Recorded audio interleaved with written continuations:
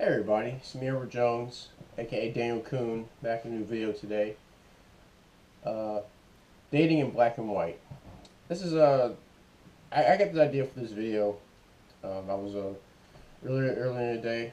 I was checking out Reddit and I came across a subreddit called Today I Learned, and someone posted a fact about Alabama, and it stated that um, Alabama um, had legalized interracial marriages as late as 2000. And I was reading through the comment section, and it's the same it's kind of the same vitriol you would expect to see about people who live in the South, and backwardness about Southerners, and marrying your cousin or your sister jokes, that kind of stuff like that. And I seen one comment that maybe so I made a reply like it's so enlightened. It's such an enlightened comment coming from a northerner, and it was based on how like fuck the South, fuck the United States. They're holding their country back, and I thought about it, and I was thinking about just the relationships I've had in the past, and it reminded me of my first relationship when I was in high school. Just to give you a bit of perspective. So, if you followed my channel for quite some time, I'm from Brooklyn. I was born in Brooklyn, New York, in 1989. And 2001, when I was 12, I moved to Manning, South Carolina, to live with my grandparents. By the way, keep my grandmother in your prayers. She's had a hip replacement Wednesday morning. Um, I'm doing this video at Thursday morning at 1:56 a.m. And so I lived with them. And I moved to Columbia for school in 2007, and I've been in Columbia ever since. And I remember my first relationship was when I was a junior in high school, and her name was Rebecca. Now I liked Rebecca quite for some time. Before it got to that point, one of the things I thought about was that when if I left from New York to move to South Carolina, I figured it was gonna be a culture shock. I was gonna see a lot of interesting things, meet a lot of interesting people. I figured I'd see more people open. I figured I'd see open carry, which I still look forward to that in the States someday. Um, I knew I was gonna mingle with people who were different from me, people who spoke differently from me, and I also understood, and my family had discussed this with me, that I was gonna be interested. I was gonna be interested in girls as I got older, and I was gonna be around girls who were different from what I was used to in New York, which are primarily black, uh, Puerto Rican, Dominican, Asian, things like that. That was pretty much what was in my neighborhood. I wasn't around many white gals when I lived in New York, but it was something it was a new exposure for me as a young teenager moved to South Carolina. Now one of the things I wasn't concerned about was I wasn't too concerned about the race aspect, in the sense that would it be looked down upon, because I'd figured that so much time had passed by that I'm pretty sure that it was going on already. It was nothing new. It was something that was still happening. Some people may still have their opinion about it on both sides, mind you. You know, I remember one thing my mom said. She said to me was, "Give black girls a chance." I think I was 13. She said to me, and I said, "No, it's not that I don't give black girls a chance. Is that this is going back to what I grew up around. I don't like the attitude. I don't like the insulting and the back talking, and just just argumentative nature of black women that I've seen growing up. Now, did I think that was the case with every black woman I came across? No, no. Just like I don't think every white woman I come across is hunky dory. I don't believe that. I didn't believe that then. I don't believe that now. But I just had this.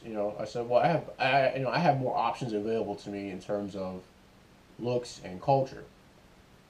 Um, and so fast forward, I'm a junior in high school, and before we even started dating, I got engaged with her mother.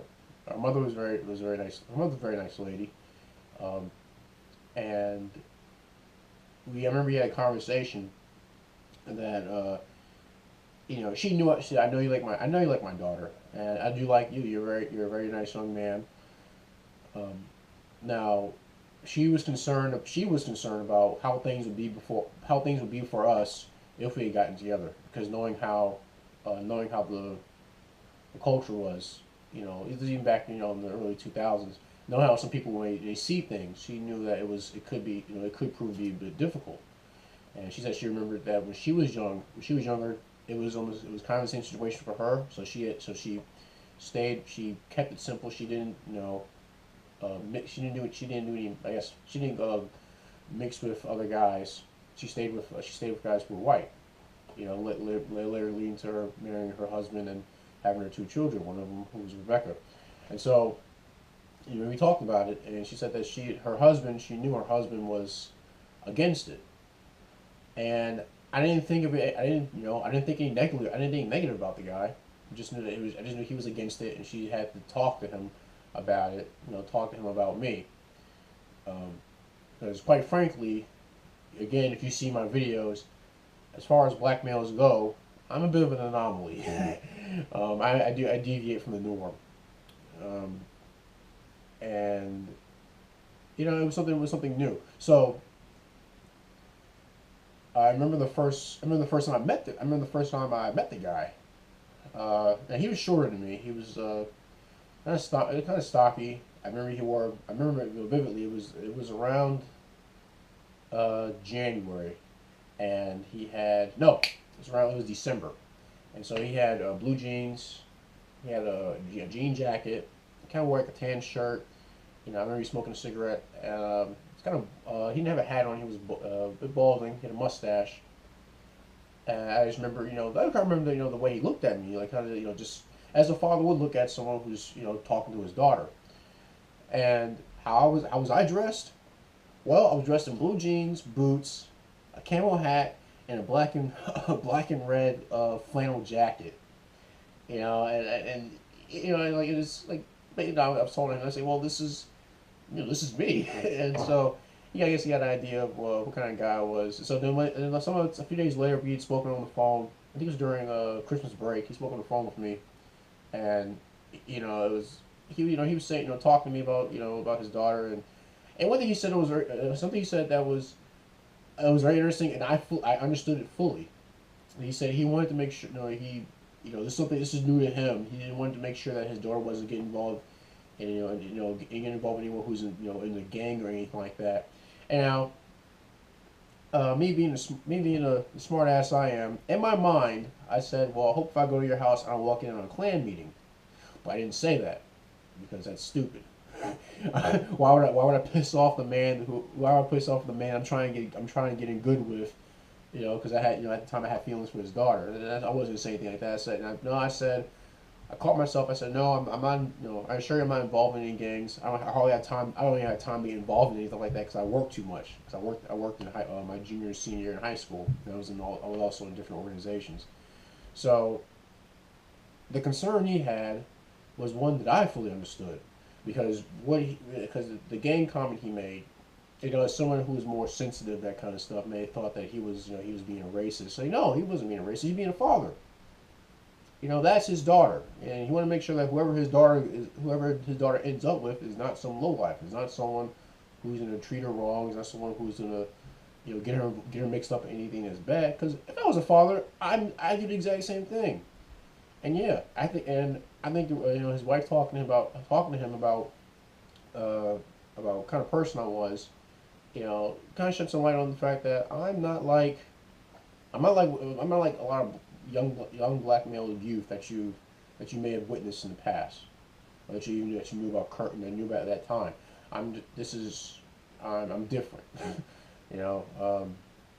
As I say, I'm not saying I'm above making mistakes, and I'm a human being, but as far as the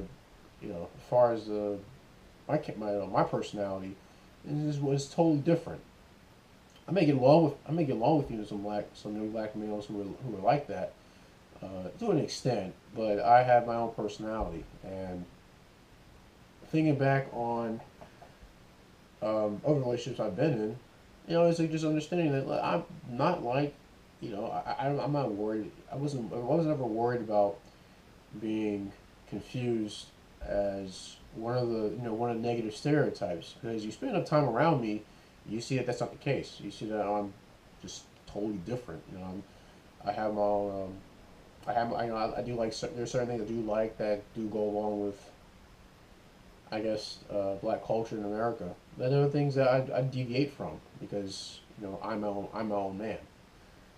And so as far as how things were in Alabama, things recently being okayed, as laws go, I would say it's worth understanding why people believe why people feel the way they do about those type of relationships.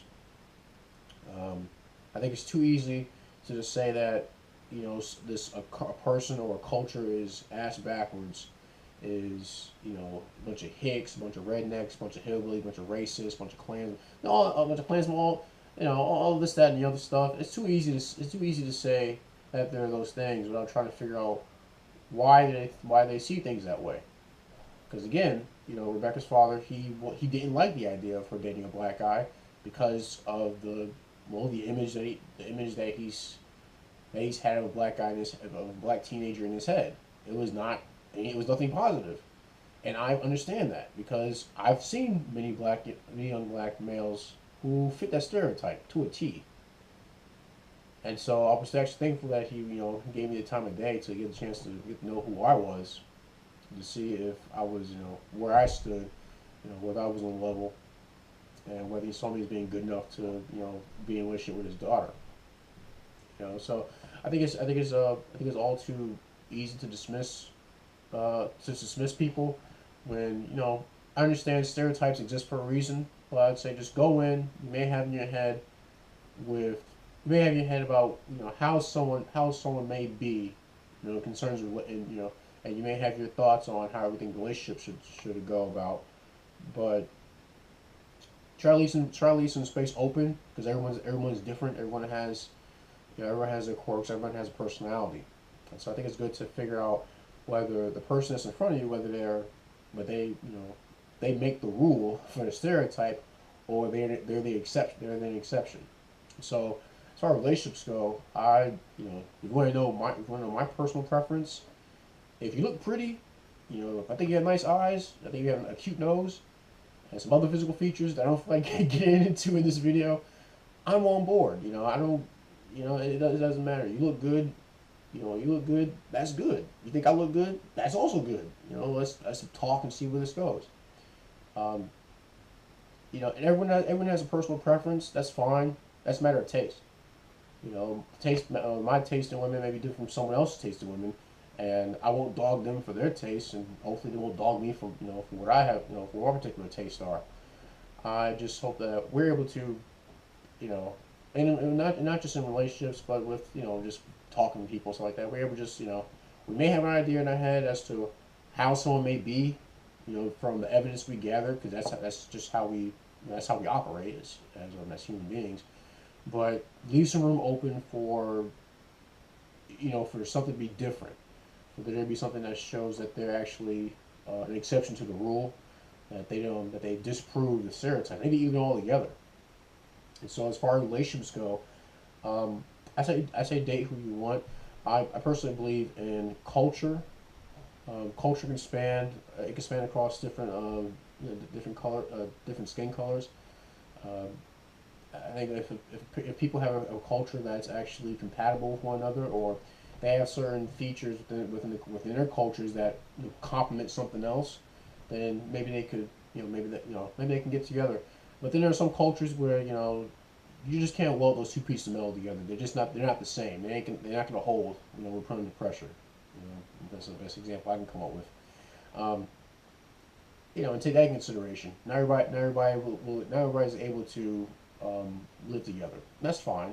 and some other people are able to live together, and that's fine too. I say it's best for all of us that we keep our minds open to the differences that are out there, you know, amongst all the things that actually prove certain stereotypes to be true. So, if you want to know where I stand on relationships, you know, if you're happy, cool. Go in it first when you're happy, and then you can share your happiness with that other person. Hopefully they'll share their happiness with you. If you guys are attracted to one another, cool. Um, Hopefully it leads to something, you know, it leads to something better where, you know, you can have a family, you know, raise children, and you can explain these situations to them as they get older, so that they're better equipped when they get out in the world and they know how to handle themselves. But that's my video. I just wanted to talk about that. Like I said, just something that came up, you know, earlier in the day, and I figured I want to talk about this and put on the video. You got any comments, questions? Please leave them in the comment section. I'd be happy to read in your guys' comments and respond to them. Any gripes, complaints, send me a PM. I'll see what I do to address them. You know the spiel. Um, by the way, I may do a video because I may do another videos in a few days because it seemed like I feel like some salt from is getting ready to be mined. You know, from a little bit of the buzz is going on the internet. But that's my video, dating in black and white. I'm Edward Jones, aka Daniel Kuhn, and you guys take care.